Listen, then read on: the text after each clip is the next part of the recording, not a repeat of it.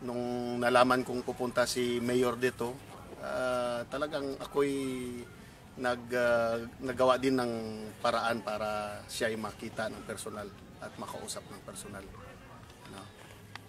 So, for me, hindi ko masasabi na ang buong PCL ng Antique ay iisa kami sa damdamin at kaisipan para kay Mayor Duterte at para sa bayan. Pero I'm sure majority of all the members of this Philippine Councilors League of Antique, I'm sure kasama ko para sa aming minimiti at ninanais para sa kanya.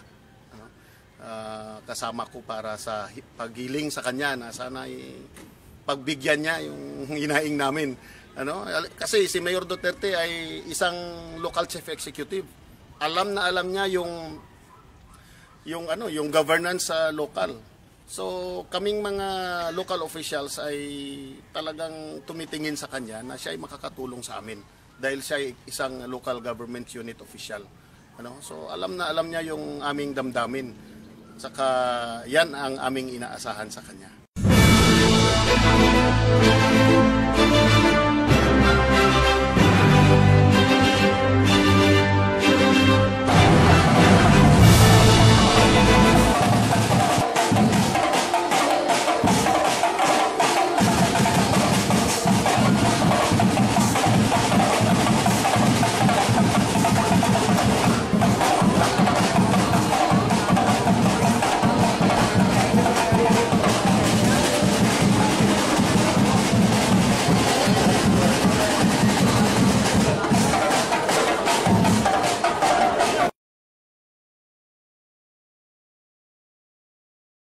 Bilang isang legislator, nakita ko kasi yung mga nagawa ng mga legislation sa lugar ni Mayor Duterte na kung saan ay kanya talagang na-implement. Dahil ang isang legislation ay hindi magiging effective not unless kung yung chief executive ay walang political will na i-implement ito. So diyan natin nakikita kung bakit naging maganda yung pamamalakad ni Mayor Duterte sa kanyang lugar dahil lahat ng mga batas na pwedeng ipatupad sa kanyang lugar ay pinapatupad niya. So para sa akin, kung may apply natin ito sa buong Pilipinas, siguro walang magiging masyadong problema yung ating bansa. Marcos could have been viewed as abusive, abuse of power. I think Duterte, the irony is, I don't know if he's viewed as abusive in power, but I think some even feel, thank God he's doing us a favor. You know what I mean? He abuses his authority in power. But why is it that people don't feel that way? Why is he popular? Because the people are disappointed in the criminal justice system. Yung pagiging matapang ni Mayor Duterte, para sa akin, hindi natin pwedeng lagyan ng or bigyan ng isang negatibong kahulugan. Bagkus yun ay ating dapat na tularan dahil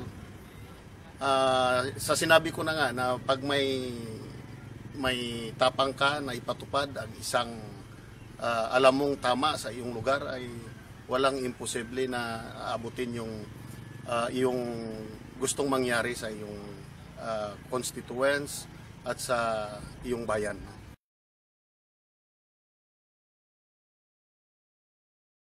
It's a big yes. No? So talagang fit siya for president para sa akin. Naniniwala ako na darating yung araw na pakinggan niya yung hiling, yung hinaing ng taong bayan na sana'y pagbigyan niya itong mga hinaing na siya ay magiging isang ipadala na maglutas ng mga problema ng ating bansa. Ako'y naniniwala sa kanyang kakayahan. Siya ay isang abogado no? Siya ay isang naging prosecutor at saka nakita na natin kung ano yung nagiging experience niya sa kanyang lugar. So saludo talaga ako sa kanya at saka napaka low profile niya, ano?